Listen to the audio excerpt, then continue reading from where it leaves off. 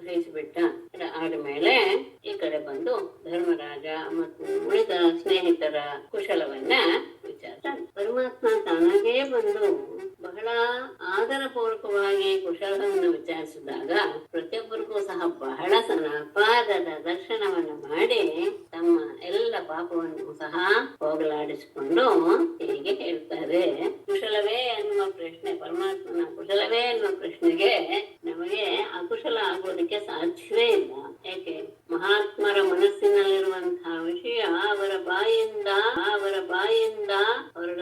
ಹೊರಡುವಂತಹ ನಿನ್ನ ಪಾದ ಪದ್ಮಗಳ ಕಥಾಮೃತವನ್ನ ಕಿವಿಗಳಿಂದ ಯಾರು ಕುಡಿತಾರೋ ಅವರಿಗೆ ಅಶುಭ ಎನ್ನುವುದು ಹೇಗೆ ಸಾಧ್ಯ? ಅಷ್ಟೇ ಅಲ್ಲ, ಆ ಪಾದ ಪದ್ಮದ ಕಥಾಮೃತ ಅನ್ನೋದಿದೆಯಲ್ಲ, ಅದು ದೇಹವನ್ನು ಧರಿಸಿದವರಿಗೆ ಮಾಡಿರುವಂತಹ ಅಂದ್ರೆ ದೇಹ ಉಂಟಾಗೋದಕ್ಕೆ ಕಾರಣವಾದಂತಹ ಅಜ್ಞಾನವನ್ನು ನಾಶ ಮಾಡುವಂತದ್ದು. ಹಾಗಾಗಿ ಅಶುಭ ಅನ್ನೋದು ಹೇಗೆ ಸ್ವಪ್ರಕಾಶವಾದಂತಹದ್ದು ನಿನ್ನ ನಿಜವಾದ ಸ್ವರೂಪ. ಅದು ಬುದ್ಧಿ ನಿಮಿತ್ತಕವಾದಂತಹ ಜಾಗೃತ, ಸ್ವಪ್ನ, ಸುಷುಪ್ತಿ ಮೂರೂ ಅವಸ್ಥೆಗಳು ಮಾಡಿರುವಂತಹದ್ದು ಕೇವಲ ಆನಂದ ಸ್ವರೂಪ, ಅಪರಿಚ್ಛಿನ್ನ ಮತ್ತು ಜ್ಞಾನ ಸ್ವರೂಪ. ಅಂತಹ ನಿನ್ನ ನಿಜವಾದ ಸ್ವರೂಪವನ್ನ ನೀನು ಪರಿತ್ಯಜಿಸಿ ಕಾಲವಶದಿಂದ ವಿಪತ್ತಿಗೆ ಸಿಕ್ಕಿದಂತಹ ವೇದಗಳ ಉದ್ಧಾರಕ್ಕೋಸ್ಕರ ಯೋಗ ಮಾಯೆಯನ್ನ ಆಶ್ರಯಿಸಿ ಮನುಷ್ಯರ ಆಕಾರವನ್ನ ತೆರೆದಿದೆಯಾ ಪರಮಹಂಸರಿಗೆ ನೀನೊಬ್ಬನೇ ಶರಣ್ಯ. ಅಂತಹ ನಿನಗೆ ನಾವು ನಮಸ್ಕಾರ ಮಾಡ್ತೇವೆ ಅಂತ ಹೇಳಿದವರೆಲ್ಲ ಶುಕ್ರು ಹೇಳ್ತಾರೆ. ಹೀಗೆ ಧರ್ಮರಾಜ ಮೊದಲಾದವರೆಲ್ಲರೂ ಸಹ ಉತ್ತಮವಾದ ಕೀರ್ತಿಯನ್ನು ಪಡೆದಂತಹವರಲ್ಲಿ ಅಗ್ರದಂತಹ ಪರಮಾತ್ಮನನ್ನ ಹೀಗೆ ಎಲ್ಲರೂ ಸಹ ಸ್ತುತಿಸಿದರು. ಈ ಕಡೆ ಯಾದವರು, ಕೌರವರು, ಅವರಿಗೆ ಸಂಬಂಧಪಟ್ಟ ಎಲ್ಲ ಸ್ತ್ರೀಯರು ಇನ್ನೊಂದು ಕಡೆ ಸೇರಿ ಮೂರು ಲೋಕದಲ್ಲಿಯೂ ಸಹ ಹೊಗಳ್ತಾ ಇರುವಂತಹ ಅಥವಾ ಸ್ತುತಿಸ್ತಾ ಇರುವಂತಹ ಗೋವಿಂದನ ಲೀಲೆಗಳನ್ನ ಹೇಳ್ಕೊಡ್ತಾ ಇದ್ರು. ಅವನ ಚರಿತ್ರೆ, ಅವನ ಪರಾಕ್ರಮ ಅಂತದ್ದು, ಅವನ ಲೀಲೆ ಅಂತದ್ದು, ಅವನ ಭಕ್ತವಾತ್ಸಲ್ಯ ಅಂತದ್ದು, ಇದೆಲ್ಲವನ್ನು ಸಹ ಮಾತಾಡ್ತಾ ಇದ್ದಾರೆ. ಹೇಗೆ? ಯಾವ ಸಂದರ್ಭ ಅಂದ್ರೆ, ದ್ರೌಪದಿ ಕೃಷ್ಣನ ಪತ್ನಿಯರನ್ನೆಲ್ಲ ಕುರಿತು ಕೇಳ್ತಾರೆ. ಎಲ್ಲರನ್ನೂ ಸಹ ಅಷ್ಟಮಹಿಷಿಯರನ್ನು ಸಹ 14,000 ಸ್ತ್ರೀಯರನ್ನ ಕೃಷ್ಣ ಪತ್ನಿಯರೇ ಅಂತ ಸಂಬೋಧನೆ ಮಾಡಿ ಪರಮಾತ್ಮನಾದಂತಹ ಅಚ್ಯುತ ಮಾಯೆಯನ್ನ ಆಶ್ರಯಿಸಿ ಲೋಕವನ್ನ ಅನುಸರಿಸ್ತಾ ನಿಮ್ಮೆಲ್ಲರನ್ನೂ ಸಹ ವಿವಾಹ ಮಾಡಿಕೊಂಡ. ಅದು ಹೇಗೆ ಅನ್ನೋದನ್ನ ನನಗೆ ತಿಳಿಸಿ. ಅಂದ್ರೆ ಅವನು ಹೇಗೆ ಜನ ವ್ಯವಹಾರ ಮಾಡ್ತಾ ನಿಮ್ಮೆಲ್ಲರನ್ನು ಮದುವೆ ಆದ ಎನ್ನುವುದ ವಿಷಯವನ್ನ ನನಗೆ ತಿಳಿಸಿ ಅಂತ ಹೇಳಿದಾಗ ಅವನಿಂದ ರುಕ್ಮಿಣಿ ಹೇಳ್ತಾಳೆ ದ್ರೌಪದಿಗೆ, ಅಂದ್ರೆ ಎಲ್ಲರೂ ಗೊತ್ತಿದ್ದಾರಲ್ಲಿ, ವೃಥಾ, ಗಾಂಧಾರಿ ಎಲ್ಲರೂ ಇದ್ದಾರೆ ಅನ್ನೋದು ಇವತ್ತಿನಲ್ಲಿ ಗೊತ್ತಾಗ. ಛೇದಿರಾಜನಾದ ಶಿಶುಪಾಲನಿಗೆ ನನ್ನನ್ನ ವಿವಾಹ ಮಾಡಿ ಕೊಡಲೇಬೇಕು ಅನ್ನೋದು ಜರಾಸಂಧಾದಿಗಳು ನಿರ್ಣಯ ಮಾಡಿಬಿಟ್ಟಿದ್ರು. ಹಾಗಾಗಿ ಅವರೆಲ್ಲರೂ ಸಹ ಕೃಷ್ಣನಿಗೆ ನಾನು ಸಿಗಬಾರ್ದು, ಕೃಷ್ಣನೇ ಈ ಕೆಲಸದಲ್ಲಿ ಕೈ ಹಾಕಬಹುದು ಎನ್ನುವ ಅನುಮಾನವಿದ್ದಿದ್ರಿಂದ ಅವರೆಲ್ಲರೂ ಧನುರ್ಧಾರಿಗಳಾಗಿ ನಿಂತಿದ್ರು. ಆಗ ಅಚ್ಯುತ ಬಂದು ಕುರಿಗಳಲ್ಲಿ ಸಿಂಹ ನುಗ್ಗಿ ತನ್ನ ಪಾಲನ್ನ ಹೇಗೆ ಎತ್ಕೊಂಡು ಹೋಗುತ್ತೋ ಹಾಗೆ ಆ ಯೋಧರ ತಲೆಗಳನ್ನ ತನ್ನ ಪಾದದಿಂದ ಮೆಟ್ಟಿ ಅವರ ತಲೆಯಲ್ಲಿದ್ದಂತಹ ಧೂಳನ್ನ ತೊಳಿ ತನ್ನ ಪಾದದ ಧೂಳನ್ನು ಅವ್ರಿಗೊಂದು ಅನುಗ್ರಹವೂ ಆಯ್ತು. ಅದನ್ನು ಮಾಡಿ ನನ್ನನ್ನ ಕರ್ಕೊಂಡು ಹೋದ. ಅಂತಹ ಲಕ್ಷ್ಮಿಯ ವಾಸಸ್ಥಾನವಾದ ಆತನ ಪಾದ ಕಮಲ ನಾನು ದಿನ ಅರ್ಚನೆ ಮಾಡುವಂತೆ ಆಗಲಿ. ಸತ್ಯಭಾಮೆ ಹೇಳ್ತಾರೆ, ತನ್ನ ಒಡ ಹುಟ್ಟಿದಂತಹ ತಮ್ಮನ ಪ್ರಸಂಗನ ಸಾವಿನಿಂದ ದುಃಖಿತನಾದಂತಹ ನನ್ನ ತಂದೆ ಸತ್ರಾಜಿತ ಆ ಪರಮಾತ್ಮನ ಮೇಲೆ ಅಪವಾದನ್ನು ಹೊರಿಸಿದ. ನನ್ನ ಕೊಂದಿದ್ದಾನೆ, ಅವನೇ ಮಣಿಯನ್ನು ಕತ್ಕೊಂಡು ಬಂದಾನೆ ಅಂತ.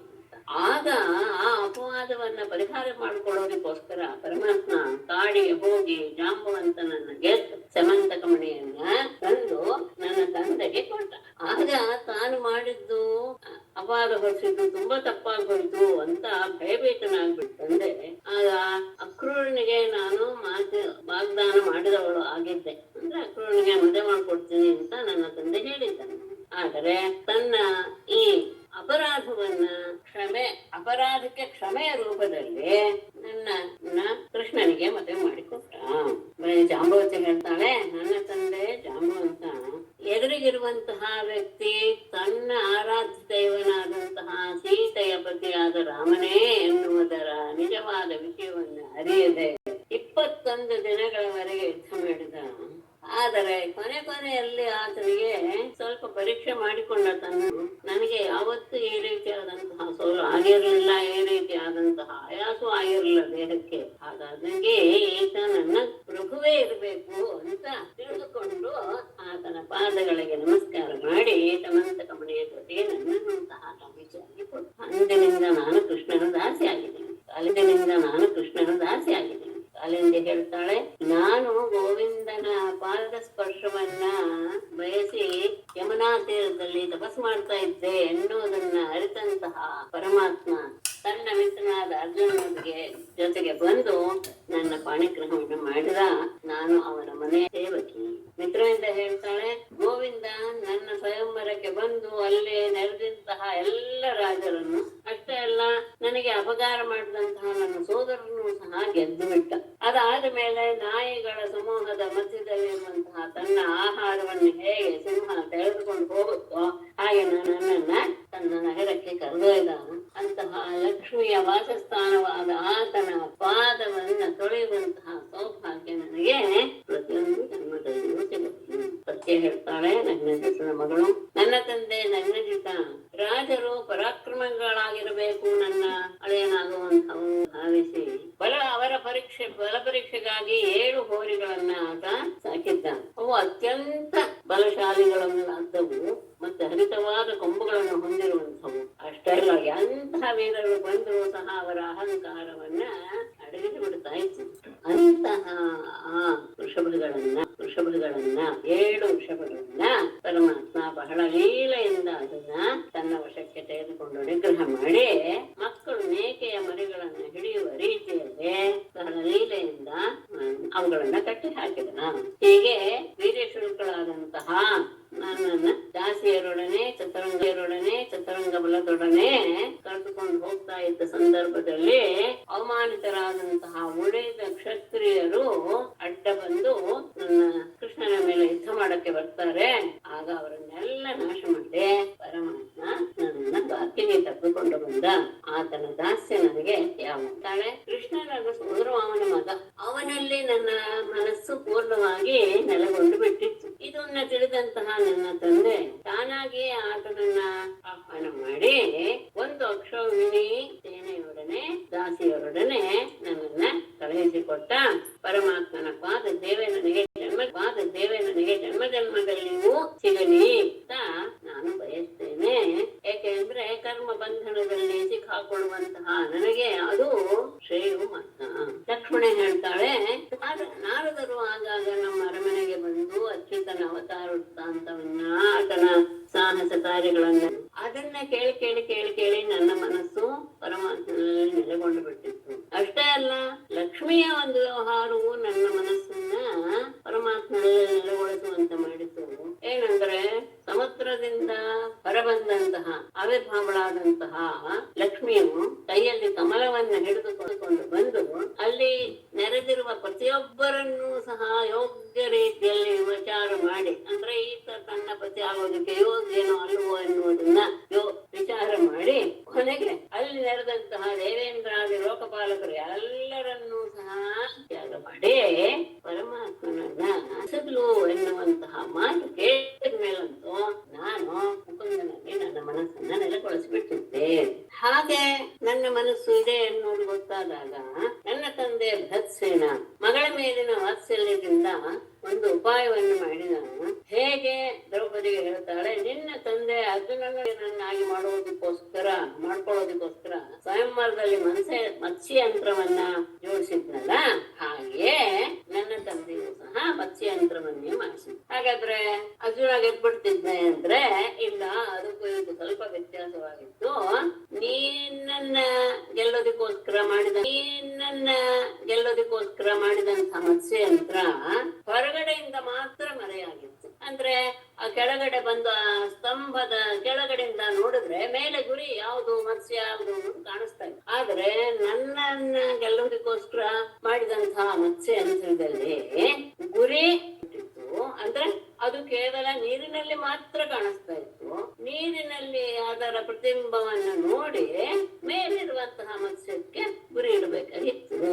ಈ ಸ್ವಯಂವರದ ವಾರ್ತೆಯನ್ನು ಕೇಳಿ ಅಸ್ತ್ರ ಶಸ್ತ್ರ ಎಲ್ಲದರಲ್ಲೂ ಬಹಳ ಸಮರ್ಥರಾದಂತಹ ಸಾವಿರಾರು ರಾಜರು ತಮ್ಮ ತಮ್ಮ ಪುರದಾನಿಗೆ ಬಂದ್ರು. ಅವರೆಲ್ಲರನ್ನೂ ಸಹ ಅವರವರ ಯೋಗ್ಯತೆಗೆ ತಕ್ಕ ಹಾಗೆ ಸತ್ಕಾರ ಮಾಡಿದಂತಹ ನನ್ನ ತಂದೆ ಸ್ವಯಂವರವನ್ನ ಏರ್ಪಡಿಸಿದ. ಆ ರಾಜರು ನನ್ನನ್ನೇ ಮದುವೆ ಮಾಡ್ಕೊಳ್ಬೇಕು ಎನ್ನುವಂತಹ ಉದ್ದೇಶವನ್ನ ಇಟ್ಟುಕೊಂಡು ಆ ಸ್ವಯಂವರ ಸಭೆಯಲ್ಲಿ ಗುರಿಯನ್ನು ಹೊಡೆಯೋದಕ್ಕೋಸ್ಕರ ಅಲ್ಲಿರುವಂತಹ ಬಿಲ್ಲು ಬಾಣಗಳನ್ನ ಹಿಡಿದು ಸಿದ್ಧರಾದರು. ಆಗ ಕೆಲವರು ಧನಸ್ಸಿಗೆ ಹೆದೆಯೇರಿಸೋದಕ್ಕೆ ಆಗದೆ ಅಲ್ಲಿಯೇ ಬಿಟ್ಬಿಟ್ಟು, ಕೆಲವರು ಹೆದೆಯನ್ನ ಧನಸ್ಸಿನ ತುದಿಯವರೆಗೆ ಜಗ್ಗಿಸಿದ್ರು. ಆದ್ರೆ ಅದು ಹೀಗೆ ಬಿಟ್ಟ ತಕ್ಷಣ ಅದರ ಬೇರೆ ಬಳಸಕ್ಕೆ ಅವರ ಕೆಲವರು ಅದೇ ಅಂದರೆ ಇನ್ನೇ ಕೆಲವರು ಅಂದ್ರೆ ಅತ್ಯಂತರಂತಹ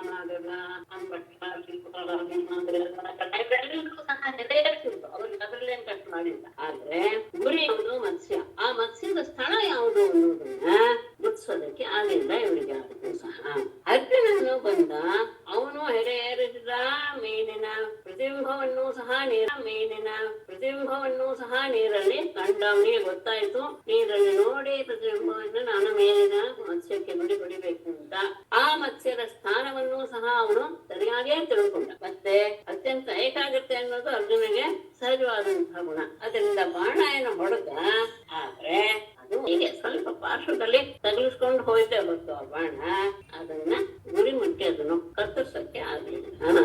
ಹೀಗೆ ಎಲ್ಲ ಸ್ವಾಭಿಮಾನದಿಂದ ತುಂಬಿ ತುಳುಕ್ತಾ ಇದ್ದಂತಹ ಪ್ರತಿಯೊಬ್ಬ ರಾಜರು ಸಹ ತಮ್ಮ ತಮ್ಮ ಪರಾಕ್ರಮದ ಬಗ್ಗೆ ಅವಮಾನವನ್ನ ಹೊಂದಿದ ರೀತಿಯಲ್ಲಿ ಎಲ್ಲ ಕೃಷ್ಣ ಧನಸ್ಸನ್ನ ಎತ್ತಿ ಲೀಲೆಯಿಂದಲೇ ಅದನ್ನ ಹೆದೆ ಏರಿಸಿದ. ಅದೆಲ್ಲ ಏನು ಅವನಿಗೆ ಬಹಳ ಸುಲಭವಾಗಿತ್ತು. ತಕ್ಷಣ ಧನಸ್ಸಿಗೆ ಬಾಣವನ್ನು ಸಹ ಹೂಡಿ ನೀರಿನಲ್ಲಿ ಮೀನಿನ ಪ್ರತಿಬಿಂಬವನ್ನು ಒಮ್ಮೆ ಮಾತ್ರ ನೋಡಿ ಆ ಬಾಣದಿಂದ ಗುರಿಗೆ ಹೊಡೆದ ಮತ್ಸ್ಯಕ್ಕೆ ಅದು ಉರುಳಿತು.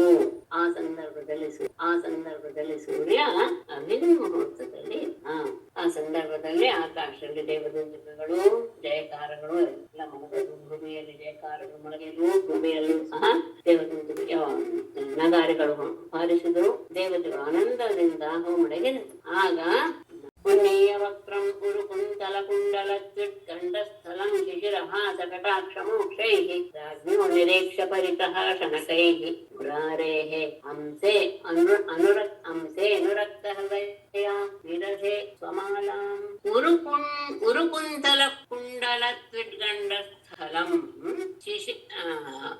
ವಕ್ರಂ ಉನ್ನೇಯ ಶಿಶಿರಹಾಸ ಕಟಾಕ್ಷ ಮೋಕ್ಷೈಃ ಪರಿತಃ ರಾಜ್ಞಃ ನಿರೀಕ್ಷ್ಯ ಶನಕೈಃ ಮುರಾರೇಃ ಹಂಸೆ ಸ್ವಮಾಲ ಅನುರಕ್ತ ಹೃದಯ ಮುರಾರೇಃ ಹಂಸೆ ಅನುರಕ್ತ ಹೃದಯ ಸ್ವಮಾಲಾಂ ನಿರತೆ. ಉರುಕುಂತಲ ಕುಂಡಲ ಉರುಕುಂತಲ ಅಂದ್ರೆ ವ್ಯಾಪ್ತವಾದಂತಹ ಕುಂತಲ ಅಂದ್ರೆ ಕುಂತಲಗಳು ಅಂದ್ರೆ ಮುಂಗುರುಗಳು, ಅಂದ್ರೆ ಮುಖದಲ್ಲಿ ವ್ಯಾಪಿಸಿರುವಂತಹ ಮುಂಗುರುಳುಗಳಿಂದಲೂ, ಕುಂಡಲ ಕಿವಿಯಲ್ಲಿ ಧರಿಸಿರುವಂತಹ ಕುಂಡಲಗಳ ಕಾಂತಿಯಿಂದಲೂ ಶೋಭಿಸ್ತಾ ಇರುವಂತಹ ಗಂಡಸ್ಥಲಂ ಕಪೋಲ ಭಾಗವುಳ್ಳಂತಹ ವಕ್ರಂ ಮುಖವನ್ನ ಉನ್ನೇಯ ನಾನು ಮೇಲೆತ್ತಿ ಅಂತಹ ಸುಂದರವಾದಂತಹ ಮುಖಮಂಡಲ ಮುಂಗುರುಳುಗಳಿಂದಲೂ ಮತ್ತೆ ಕುಂಡಲಗಳ ಕಾಂತಿಯಿಂದ ಶೋಭಿಸ್ತಾ ಇರುವಂತಹ ಕೆನ್ನೆಯಿಂದಲೂ ಅತ್ಯಂತ ಸುಂದರವಾಗಿದೆ. ಅಂತಹ ಸುಂದರವಾದ ಮುಖವನ್ನು ನಾನು ಮೇಲೆತ್ತಿ ಶಿಶಿರ ಹಾಸ ಕಟಾಕ್ಷ ಮೋಕ್ಷೈಹಿ ತಂಪಾದಂತಹ ಮನಸ್ಸನ್ನ ಆರ್ದ್ರಗೊಳಿಸುವಂತಹ ಮಂದ ಹಾಸವನ್ನು ಮತ್ತು ಕಡೆಗಣ್ಣಿನ ನೋಟವನ್ನು ಸಹ ಕಡೆಗಣ್ಣಿನ ನೋಟಗಳಿಂದ ಪರಿತಃ ಸುತ್ತಲೂ ಇರುವ ರಾಜ್ಞಃ ನಿರೀಕ್ಷ್ಯ ರಾಜರನ್ನೆಲ್ಲ ನೋಡ್ತಾ ಶನಕೈಹಿ ಮೆಲ್ಲನೆ ಬಂದು ಮುರಾರೇಹೇ ಹಂಸೆ ಮುರಾರಿಯ ಪರಮಾತ್ಮನ ಕೊರಳಿನಲ್ಲಿ ಅನುರಕ್ತ ಹೃದಯ ಅನುರಾಗದಿಂದ ತುಂಬಿದವಳಾದ ನಾನು ಸ್ವಮಾಲಾಂ ಆ ಸ್ವಯಂವರದ ಮಾಲೆಯನ್ನ ನೀಡದೆ ಅವನಿಗೆ ಹಾಕಿದೆ. ಮುಂಗುರುಳು ಮತ್ತು ಕುಂಡಲಗಳ ಕಾಂತಿಯಿಂದ ಶೋಭಿತವಾದಂತಹ ಕಪೋಲ ಇಂತಹ ಸುಂದರವಾದ ಮುಖವನ್ನ ಮೇಲೆತ್ತಿ ತಂಪಾದಂತಹ ನಗುವನ್ನ ಮತ್ತು ಕಡೆಗಣ್ಣಿನ ನೋಟಗಳನ್ನ ಎಲ್ಲ ಕಡೆ ಬೀರ್ತಾ ಅಲ್ಲಿರುವಂತಹ ಸುತ್ತಲಿನಲ್ಲಿರುವಂತಹ ರಾಜರನ್ನೆಲ್ಲ ಒಮ್ಮೆ ನೋಡಿ ಮೆಲ್ಲನೆ ಬಂದು ಪರಮಾತ್ಮನ ಹೆಗಲಿನ ಮೇಲೆ ಅವನ ಮೇಲೆ ಅನುರಾಗವನ್ನು ಹೊಂದಿದ ಮನಸ್ಸುಳ್ಳವಳಾಗೆ ಸ್ವಯಂವರ ಮಾಲೆಯನ್ನು ನಾನು ಅವನ ಕೊರಳಿಗೆ ಹಾಕಿದೆ. ತಾವನ್ಮೃದಂಗ ಪಟಹಾಹ ಶಂಖವೇದ್ಯಾನಕಾದಯಃ ನಿನೇದುರ್ನಟ ನಟನರ್ತಕ್ಯಃ ನೃತುಃ ಗಾಯಕಾಜರುಃ ತಾವತ್ ಮೃದಂಗ ಪಟಹಾಹ ಶಂಖವೇದ್ಯಾನಕಾದಯಃ ನಿನೇದುಃ ನಟನರ್ತಕ್ಯಃ ನೃತುಃ ಗಾಯಕಾಃ ತಾವತ್ ಆ ಸಂದರ್ಭದಲ್ಲಿ ಮೃದಂಗ ಪಟಹಾಹ ಮೃದಂಗಗಳು ತಮಟೆಗಳು ಶಂಖ ಭೇರಿ ಆನಕಾದಯಃ ಶಂಖ ಭೇರಿ ಆನಕ ಅದ್ರ ನಗಾರಿ ಇವುಗಳೆಲ್ಲವೂ ನಿನೇದುಕೋ ಶಬ್ದ ಮಾಡಿತು. ಅಂದ್ರೆ ಮದುವೆಯ ಸಂದರ್ಭದಲ್ಲಿ ವಾದ್ಯಗಳ ಮೊಳಗುವಿಕೆ ಉಂಟಾಯಿತು. ನರ್ತಕ್ಯ ನಟರು ನರ್ತಕಿಯರೆಲ್ಲರೂ ಸಹ ನೃತ್ಯವೂ ನರ್ತನ ಮಾಡಿದರು. ಗಾಯಕರೆಲ್ಲ ಹಾಡಿದರು. ಅತ್ಯಂತ ಮಂಗಲವಾದಂತಹ ಸಮಯ, ಮಂಗಲವಾದಂತಹ ವಾದ್ಯಗಳು, ನರ್ತನ, ಹಾಡು ಎಲ್ಲವೂ ಸಹ ಆ ಸಂದರ್ಭದಲ್ಲಿ ಉಂಟಾಯಿತು. ಏವಂ ಮೃತೆ ಭಗವತಿ ಮಯೇಶೆ ನೃಪಯೂಥಪಾಃ ನಸೇಹಿರೇ ಯಜ್ಞಸೇನೆ ಸ್ಪರ್ಧಂತೋ ಪೃಚ್ಛಯಾತುರಾಃ. ಏವಂ ಮಯಾ ಈಶೆ ಭಗವತಿ ವೃತೆ ಸ್ಪರ್ಧಂತಃ ಪೃಚ್ಛಯಾತುರಾಃ ನೃಪಯೂಥಪಾಃ ಯಾಜ್ಞಸೇನೆ ನ ಸೇಹಿರೇ. ಏವಂ ಈ ರೀತಿಯಾಗಿ ಈಶೆ ಸರ್ವೇಶ್ವರನಾದಂತಹ ಭಗವತಿ ಪರಮಾತ್ಮನ ಮಯ ನನ್ನಿಂದ ಸರ್ವೇಶ್ವರನಾದ ಪರಮಾತ್ಮನ ವೃತೆ ವರಿಸಲಾಗಿ ಸ್ಪರ್ಧಂತಹ ಸ್ಪರ್ಧಾಳುಗಳಾಗಿ ಬಂದಂತಹ ವೃಕ್ಷಯಾತುರ ತನ್ನನ್ನು ಮದುವೆ ಮಾಡ್ಕೊಳ್ಬೇಕು ಎನ್ನುವ ಕಾಮಾತುರರಾದಂತಹ ಉಪಯೋತಪಾಹ ಆ ರಾಜರೆಲ್ಲರೂ ಸಹ ಯಾಜ್ಞಸೇನೆ ದ್ರೌಪದಿಯೇ ನ ಸೇರಿದ್ರೆ ಅವರಿಗೆ ಯಾರಿಗೂ ಸಹಿಸಿಕೊಳ್ಳಕ್ಕೆ ಆಗಲಿಲ್ಲ. ಯುದ್ಧಕ್ಕೆ ನಿಂತರು. ನಾನು ಹೇಗೆ ಪರಮಾತ್ಮನಾದಂತಹ ಕೃಷ್ಣನನ್ನ ವರಿಸಿದ ಕೂಡಲೇ ನನ್ನನ್ನು ಪಡೆಯಲೇಬೇಕು ಎನ್ನುವಂತಹ ಹುದ್ದೆಯಿಂದ ಬಂದಂತಹ ಅಲ್ಲಿ ರಾಜರಿಗೆ ಇದು ಸಹನೆ ಆಗಲಿಲ್ಲ. ಅವರೆಲ್ಲರೂ ಕೆರಳಿ ಯುದ್ಧಕ್ಕೆ ನಿಂತರು. ಮಾಂತಾವತರ ಸಮಾರೋಪ್ಯ ಹಯರತ್ನ ಚತುಷ್ಟಯಂ ಚಾಮ್ನ ಮಧ್ಯಮ್ಯ ಸನ್ನದ್ಧಃ ತಸ್ಥೌ ಆಜೌ ಚತುರ್ಭುಜಃ. ತಾವತ್ ಚತುರ್ಭುಜಃ ಹಯರತ್ನ ಚತುಷ್ಟಯಂ ರಥಂ ಮಾಂ ಆರೋಪ್ಯ ಶಾರ್ಂಗಂ ಉದ್ಯಮ್ಯ ಸನ್ನದ್ಧಃ ಆಜೌ ತಸ್ಥೌ. ತಾವತ್ ಆ ಸಂದರ್ಭದಲ್ಲಿ ಚತುರ್ಭುಜಃ ಪರಮಾತ್ಮನು ಹಯರತ್ನ ಚತುಷ್ಟಯಂ 4 ಉತ್ತಮವಾದ ಕುದುರೆಗಳಿಂದ ಕೂಡಿರುವ ರಥದಲ್ಲಿ ಮಾಂ ಆರೋಪ್ಯ ನನ್ನನ್ನ ಹತ್ತಿಸಿ ಶಾರ್ಂಗಂ ಉದ್ಯಮ್ಯ ಶಾರ್ಂಗಧನುಸ್ಸನ್ನ ಕೈಯಲ್ಲಿ ಹಿಡಿದು ಸನ್ನದ್ಧಃ ಕವಚವನ್ನೆಲ್ಲ ಧರಿಸಿ ಆಜೌ ತಸೌ ಯುದ್ಧಕ್ಕೆ ಸಿದ್ಧನಾಗಿ ನಿಂತ. ನನ್ನನ್ನ ಆ 4 ಕುದುರೆಗಳಿಂದ ಕೂಡಿದ ರಥದಲ್ಲಿ ನನ್ನನ್ನು ಮೊದಲು ಹತ್ತಿಸಿಬಿಟ್ಟ. ಅದಾದ ಮೇಲೆ ಗಾಂಗದ ಕವಚವನ್ನೆಲ್ಲ ಧರಿಸಿ ಗಾಂಗಧನುಸ್ಸನ್ನ ಕೈಯಲ್ಲಿ ಹಿಡಿದು ಯುದ್ಧಕ್ಕೆ ಸಿದ್ಧನಾದ. ಆಗ ದಾರುಕ ರಥವನ್ನ ಓಡಿಸಿ ದಾರುಕಷ್ಟೋದಯಾಮಾಸ ಕಾಂಚನೋಪಸ್ಕರಂ ರಥಂ ವಿಶತಾಂಬೋಭುಜಂ ರಾಜ್ಞಿ ಮೃಗಾಣಾಂ ಮೃಗರಾಡಿವ. ರಾಜ್ಞಿ ಮೃಗಾಣಾಂ ಮೃಗರಾಟ್ ಇವ ದಾರುಕಃ ಕಾಂಚನೋಪಸ್ಕರಂ ರಥಂ ವಿಶತಾಂ ಬೋಭುಜಾಂ ಚೋದಯಾಮಾಸ. ರಾಣಿಯಾದ ದ್ರೌಪದಿಯೇ ಮೃಗಾಣಾಂ ಮೃಗಗಳ ಜಿಂಕೆಗಳ ಮಧ್ಯದಲ್ಲಿ ಮೃಗರಾಡಿವ ಸಿಂಹದ ರೀತಿಯಲ್ಲಿ ದಾರುಕನಿಗೆ ವಿಶೇಷಣ ಇದು, ಪರಮಾತ್ಮನಿಗೆ ಅಲ್ಲ. ದಾರುಕ ಹಾಗೆ ಸಿಂಹದ ಹಾಗೆ ರಥವನ್ನು ಓಡಿಸಿದ. ದಾರುಕ ಸಾರಥಿಯಾದ ಕೃಷ್ಣನ ಸಾರಥಿಯಾದ ದಾರುಕನು ಕಾಂಚನೋಪಸ್ಕರಂ ಸುವರ್ಣಾಲಂಕೃತವಾದಂತಹ ರಥವನ್ನ ಮಿಷತಾಂ ಭೂಭುಜಾಂ ಎಲ್ಲ ರಾಜರು ನೋಡ್ತಾ ಇರುವಾಗಲೇ ಎಲ್ಲ ರಾಜರು ಕಂಡುಬಿಟ್ಟು ನೋಡ್ತಾನೆ ಇದ್ದಾರೆ. ಆ ಸಂದರ್ಭದಲ್ಲಿ ಅವನು ಅದನ್ನ ಚೋದಯ ಮಾಸ ಅಲ್ಲಿ ಮುಂದೆ ಓಡಿಸೇ ಬಿಟ್ಟ. ಅದು ಓಡ ಹಾಗೆ ಅದಕ್ಕೆ ಬೇರೆ ಬಿದ್ದ. ಆ ರಥ ಮುಂದೆ ಹೋದ. ಯಾವಾಗ ಇವನು ಯುದ್ಧಕ್ಕೆ ಸಿದ್ಧನಾದ ಎಲ್ಲ ರಾಜರು ಕಂಡುಬಿಟ್ಟು ನೋಡ್ತಾನೆ ಇದ್ದಾರೆ. ಆ ಸಂದರ್ಭದಲ್ಲಿ ದಾರುಕ ಜಿಂಕೆಗಳ ಎದುರಿಗೆ ಸಿಂಹದ ರೀತಿಯಲ್ಲೇ ಸುವರ್ಣಾಲಂಕೃತವಾದಂತಹ ರಥವನ್ನ ದೌಡಾಯಿಸಿಬಿಟ್ಟ. ते अन्नसज्जन्तराजन्याः निषेद्धं वतिके जन संयत्ता उधृते श्वासाः ग्रामसिंहा यथा हरिम्. अन्नसज्जन्त ते राजन्याः ಕೇಚನ ಅನ್ವಸಜ್ಜಂತಹ ತೇ ಕೇಚನ ರಾಜನ್ಯಾಹ ಪಥಿ ನಿಷೇಧಂ. ಇಲ್ಲಿ ಕೊನೆಯಲ್ಲಿ ಹರಿಂ ಅಂತ ಇದೆ. ಹರಿಯಂ ಎನ್ನುವುದನ್ನ ಎರಡು ರೀತಿಯಾಗಿ ಬಳಸ್ಕೊಂಡಿದ್ದಾರೆ, ಹಾಗಾಗಿ ಎರಡು ಬಾರಿ ಅದನ್ನ ತಗೊಳ್ಳೋಣ. ಪಥಿ ಹರಿಂ ನಿಷೇಧಂ ಉದೃತೇಶ್ವಾಸಾಹ ಸಂಯತ್ತಾಹ ಗ್ರಾಮಸಿಂಹಾಹ ಯಥಾ ಹರಿಂ. ಅಣ್ಣಸಜ್ಜಂತಹ ಕೃಷ್ಣನನ್ನ ಹಿಂಬಾಲಿಸಿಕೊಂಡು ಬಂದಂತಹ ತೇ ಕೇಚನ ರಾಜನ್ಯಾಹ ಅವರಲ್ಲಿ ಕೆಲವು ರಾಜರು ಹರಿಂ ಪರಮಾತ್ಮನನ್ನು ಪತಿ ನಿಷೇಧಂ ದಾರಿಯಲ್ಲಿಯೇ ಅಡ್ಡಗಟ್ಟುವುದಕ್ಕೋಸ್ಕರ ಉದೃತೇಶ್ವಾಸಾಹ ಎಲ್ಲರೂ ಸಹ ಬಿಲ್ಲನ್ನ ಬಾಣಗಳನ್ನ ಹಿಡಿದು ಸಂಯತ್ತಾಹ ಸಜ್ಜಾಗಿ ಅವರನ್ನ ತಡೆದರು. ಹೇಗೆ ಗ್ರಾಮಸಿಂಹಾಹ ಯಥಾ ಹರಿಂ. ಗ್ರಾಮಸಿಂಹ ಎನ್ನುವ ಹೆಸರು ವಿಶೇಷವಾಗಿ ಸಂಸ್ಕೃತದಲ್ಲಿದೆ, ನಾಯಿಗಳಿಗೆ ಹೇಳುವಂತಹ ಶಬ್ದ. ಗ್ರಾಮಕ್ಕೆ ಅಪಗಯ ಸಿಂಹ. ಆದ್ದರಿಂದ ನಾಯಿಗಳು ಹೇಗೆ ಹರಿಂ ಸಿಂಹವನ್ನ ಅನುಸರಿಸುತ್ತೋ ಹಾಗೆ ಇವರೂ ಸಹ ಅವನನ್ನೇ ಅನುಸರಿಸಿಕೊಂಡು ಅವನ ದಾರಿಯಲ್ಲೇ ಅಡ್ಡಗಟ್ಟಿದರು. ಅವರೆಲ್ಲರೂ ಸಹ ತೇಷಾಂಗಚ್ಯುತ ಬಾಣೌಗೈಃ ವಿಕೃತ ಬಾಹ್ವಂಗ್ರಿಗಂಧರಾಃ ವಿಪೇತುಃ ಪ್ರಧನೆ ಕೇಚಿತ್ ಏಕೆ ಸಂತಜ್ಯ ದುದ್ರುಃ.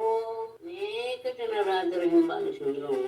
ತೇ ಅವರೆಲ್ಲರೂ ಸಹ ಶಾರ್ಂಗಚ್ಯುತ ಬಾಣೌಗೈಃ ಪರಮಾತ್ಮನು ಶಾರ್ಂಗ ಧನುಸ್ಸಿನಿಂದ ಬಿಡಲ್ಪಟ್ಟಂತಹ ಬಾಣಗಳ ಸಮೂಹಗಳಿಂದ ಕೃತ್ತ ಬಾಹ್ವಂಗ್ರಿ ಕಂಧರಾಃ ಕತ್ತರಿಸಲ್ಪಟ್ಟಂತಹ ತೋಳು ಪಾದ ಕುತ್ತಿಗೆಯುಳ್ಳವರಾಗಿ ಆದರೂ ಕೆಲವು ಕೇಚಿತ್ ಕೆಲವರು ಪ್ರಧನೆ ನಿಪೇತುವು ಆ ಯುದ್ಧರಂಗದಲ್ಲಿ ಕೆಲವರು ಬಿದ್ದು ಪ್ರಾಣ ಕಳ್ಕೊಂಡ್ರು. ಏಕೆ ಇನ್ನು ಕೆಲವರು ಸಂತ್ಯಜ್ಯ ಆ ಯುದ್ಧವನ್ನು ಬಿಟ್ಟು ದುದ್ರುಹು ಪಲಾಯನ ಮಾಡಿದ್ರು, ಅಲ್ಲಿಂದ ಓಡಿ ಹೋದ್ರು.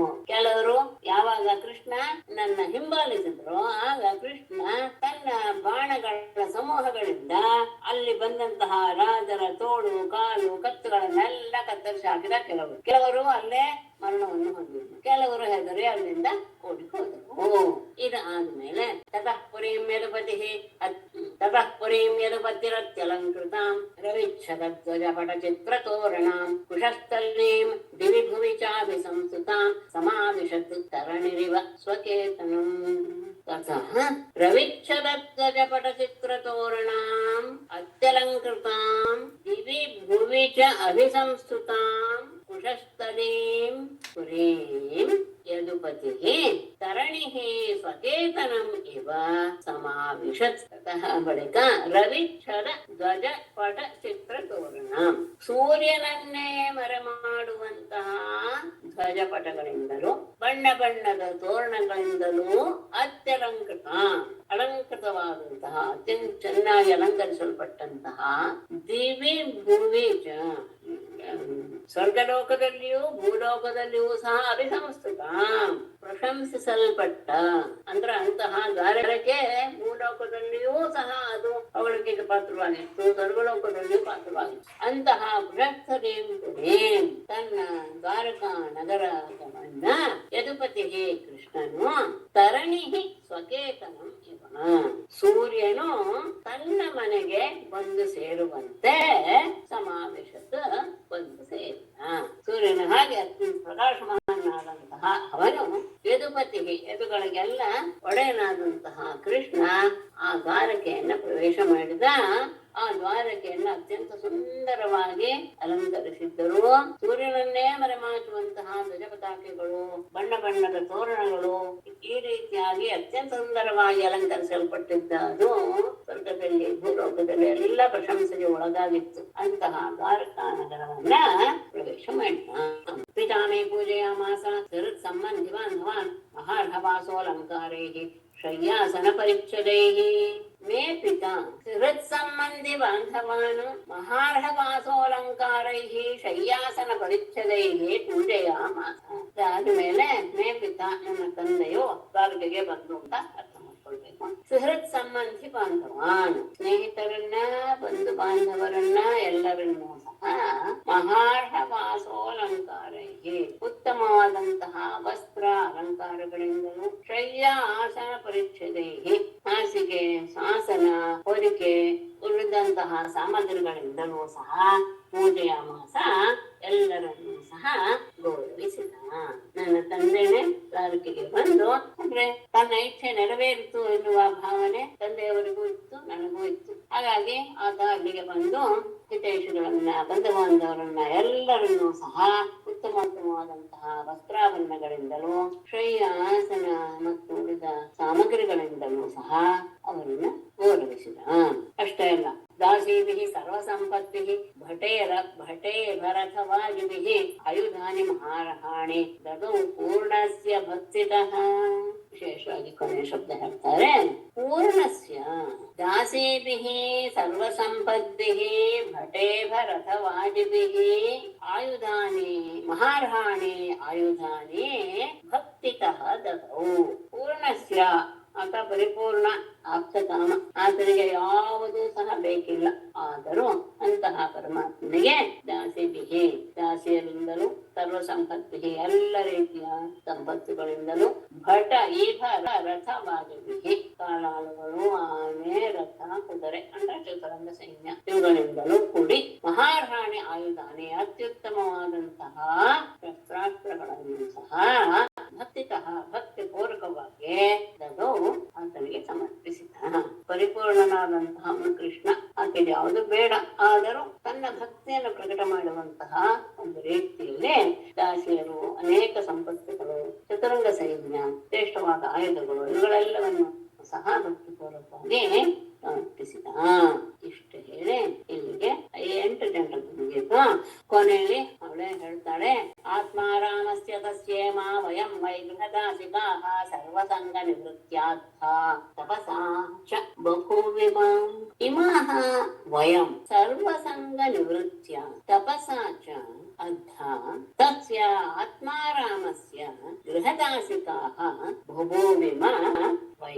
ಇಮಾ ವಯಂ, ಈ ನಾವೆಲ್ಲರೂ ಅಂದ್ರೆ 8 ಜನರು ಸಹ, ರಾಣಿಯರು ಸಹ ಸರ್ವ ಸಂಘ ನಿವೃತ್ಯ, ಎಲ್ಲ ರೀತಿಯ ಸಂಘದ ಸಹವಾಸವನ್ನು ಸಹ ಪರಿತ್ಯಾಗ ಮಾಡಿ, ತಪಸ್ಸಾಚ ಅಷ್ಟೇ ಅಲ್ಲ, ಯಾವುದೋ ತಪಸ್ಸನ್ನ ಮಾಡಿದ್ದರಿಂದಲೇ ಅರ್ಥ ಸಾಕ್ಷಾತ್ತಾಗಿ ತಸ್ಯ ಅಂತಹ ಆತ್ಮಾರಾಮಸ್ಯ ಆತ್ಮಾರಾಮನಾದಂತಹ ಪರಮಾತ್ಮನಿಗೆ ಗೃಹದಾಸಿಕಾಃ ಬಭೂವಿಮ ವೈ, ನಾವೆಲ್ಲರೂ ಅವನ ಮನೆಯ ದಾಸಿಯರಾಗಿದ್ದೇವೆ. ಅಂದ್ರೆ ನಾವು ಹಿಂದೆ ಬಹಳ ಪುಣ್ಯ ಮಾಡಿರ್ಬೇಕು. ಏನು, ಯಾವ ರೀತಿದು? ಸರ್ವಸಂಗ ಪರಿತ್ಯಾಗ ಮಾಡಿ ತಪಸ್ಸನ್ನು ಆಚರಿಸಿರ್ಬೇಕು. ಆ ಆಚರಿಸಿದ ಮಹಿಮೆಯಿಂದಲೇ ಸಾಕ್ಷಾತ್ತಾಗಿ ಪರಮಾತ್ಮನ ಆತ್ಮಾರಾಮನಾದಂತಹ ಪರಮಾತ್ಮನ ಮನೆಯಲ್ಲಿ ನಾವೆಲ್ಲರೂ ದಾಸಿಯರಾಗಿದ್ದೇವೆ. ಅಂತಹ ಸೌಭಾಗ್ಯ ನಮಗೆ ಸಿಕ್ಕಿದ್ದು ನಾವು ಮಾಡಿದ ಪುಣ್ಯ ಕರ್ಮದಿಂದಲೇ ಇರಬೇಕು. ಕೊನೆಗೆ 16,000 ಪತ್ನಿಯರ ಒಂದೇ ವಿಷಯ ಅವತ್ತು. ಹಾಗಾಗಿ ಹಿಂದೆ 9 ಜನರ ಹೆಸರನ್ನ ಇವಳು ಹೇಳಿದ್ರು ದ್ರೌಪದಿ ಸಂಬೋಧನೆ ಮಾಡುವಾಗ. ಅದರಲ್ಲಿ ರೋಹಿಣಿ ಎನ್ನುವಂತಹ ಒಬ್ಬಳು ಇದ್ಲು. ಇವರ ಪರವಾಗಿ ಅಂದ್ರೆ 16,000 ಪರವಾಗಿ ಅವಳನ್ನ ಸಂಬೋಧನೆ ಮಾಡಿ ಅವರನ್ನು ಸಹ ನೀವು ಹೇಳಿ ಅಂತ ಹೇಳಿದಾಗ ಅವಳೇ ಇಲ್ಲಿ ಮಾತಾಡ್ತಾಳೆ. ಅಂದ್ರ ಎಲ್ಲರ ಪರವಾಗಿ ಅವಳು ಮಾತಾಡಿದ್ಲು ಅಂತ ಇಟ್ಕೊಳ್ಬೇಕು. ಎಲ್ಲರೂ ಒಟ್ಟಿಗೆ ಮಾತಾಡೋದು ಇಲ್ಲ. ಮಹೇಶ್ಯ ವಚುಹು ಅಂತ ಇದೆ. ಭೌಮಂ ನಿಹತ್ಯ ಸಗಣಂ ಮಿರಿತೇನ ವೃದ್ಧ ಜ್ಞಾತ್ವಾ ಧನಃ ಕ್ಷಿತಿಜಯೇ ಜಿತರಾಜಕನ್ಯಾಃ ನಿರ್ಮುಚ್ಯ ಸಂಸತಿ ವಿಮೋಕ್ಷಂ ಅನುಸ್ಮರಂತೇಃ ಪಾದಾಂಬುಜಂ ಪರಿನಿನಾಯ ಯ ಆತ್ಮಕಾಮಃ. ರಾಣಿಯರು ಹೇಳಿದ್ರು, ಯುಧಿ ಭೌಮಂ ಸಗಣಂ ಭೌಮಂ ನಿಹತ್ಯ ಅಥ ಕ್ಷಿತಿಜಯೇ ಜಿತರಾಜಕನ್ಯಾಃ ನಃ ತೇನ ವೃದ್ಧಾಃ ಜ್ಞಾತ್ವಾ ನಿರ್ಮುಚ್ಯ ಸಂಸೃತಿ ಮೋಕ್ಷಂ ಪಾದಾಂಬುಜಂ ಅನುಸ್ಮರಂತೇಃ ನಃ ಅಂತ ತಗೊಳ್ಳಿ. ಪರಿನಿನಾಯ ಯಃ ಆಪ್ತಕಾಮಃ. ಯುಧಿ ಯುದ್ಧದಲ್ಲಿ ಸಗಣಂ ಸಪರಿವಾರವಾದ ಭೌಮಂ ನರಕಾಸುರನನ್ನು ನಿಹತ್ಯ ಕೊಂಡು, ಆಮೇಲೆ ಅಥ ಬಳಿಕ ಕ್ಷಿತಿಜಯೇ ದಿಗ್ವಿಜಯದ ಸಂದರ್ಭದಲ್ಲಿ ಜಿತರಾಜ ಕನ್ಯಾಃ ನಃ ಗೆಲ್ಲಲ್ಪಟ್ಟಂತಹ ರಾಜಕುಮಾರಿಯರಾದ ನಾವು ನಮ್ಮನ್ನ ತೇನ ವೃದ್ಧಾಃ ಜ್ಞಾತ್ವ ಅವನಿಂದ ಬಂಧನಕ್ಕೆ ಒಳಗಾಗಿರುವುದನ್ನು ಸಹ ತಿಳಿದು ನಿರ್ಮುಚ್ಯ ನಮ್ಮನ್ನ ಆ ಸೆರೆಯಿಂದ ಬಿಡುಗಡೆ ಮಾಡಿ ಸಂಸ್ಕೃತಿ ಮೋಕ್ಷಂ ಪಾದಾಂಬುಜಂ ಈ ಸಂಸಾರದಿಂದ ಬಿಡುಗಡೆ ಹೊಂದುವಂತಹ ಅವನ ಪಾದ ಕಮಲವನ್ನೇ ಅನುಸ್ಮರಂತಿಗೆ ಸ್ಮರಿಸ್ತಾ ಇರುವಂತಹ ನಮ್ಮನ್ನ ಪರಿಣಿನಾಯ ಮದುವೆಯಾದ ಆದ್ರೆ ಯಹ ಆಪ್ತ ಕಾಮಃ ಅವನಿಗೆ ಯಾವುದು ಬೇಕಾಗಿರ್ಲಿಲ್ಲ, ಆದ್ರೆ ನಮ್ಮ ಬಯಕೆಯನ್ನು ತಿಳಿದು ಸಂಸಾರದ ಬಿಡುಗಡೆ ಹೊಂದುವಂತಹ ಅವನ ಪಾದ ಕಮಲವನ್ನೇ ನಾವು ಸ್ಮರಣೆ ಮಾಡ್ತಾ ಇದ್ದೀವಿ ಅನ್ನುವಂತಹ ವಿಷಯವನ್ನು ಅರಿತು ಅವನ ಆಪ್ತ ಕಾಮನಾದರೂ ಸಹ ನಮ್ಮನ್ನು ವಿವಾಹವಾದ. ನರಕಾಸುರನ ಬಂದ ಮೇಲೆ ದೇವಸ್ಥಾನ ದಿಗ್ವಿಜಯಕ್ಕೆ ಹೋದಾಗ ಅನೇಕ ರಾಜಕುಮಾರಿಯನ್ನು ತಂದು ಬಂಧಿಸುತ್ತಿದ್ದಾನೆ ನರಕಾಸುರ ಅಂತ ತಿಳಿದಂತಹ ಅವನು ನಮ್ಮನ್ನೆಲ್ಲ ಸೆರೆಮನೆಯಿಂದ ಬಿಡಿಸಿದ. ನಮ್ಮೆಲ್ಲರ ಮನಸ್ಸು ಸಹ ಪರಮಾತ್ಮನ ಪಾದಕಮಲದಲ್ಲೇ ನಿರತವಾಗಿರೋದನ್ನ ತಿಳಿದಂತಹ ಪರಮಾತ್ಮ ಯದ್ಯಪಿ ಆಪ್ತ ಕಾಮನು ಆದರೂ ಸಹ ನಮ್ಮನ್ನೆಲ್ಲ ಅವನು ವಿವಾಹವಾದ.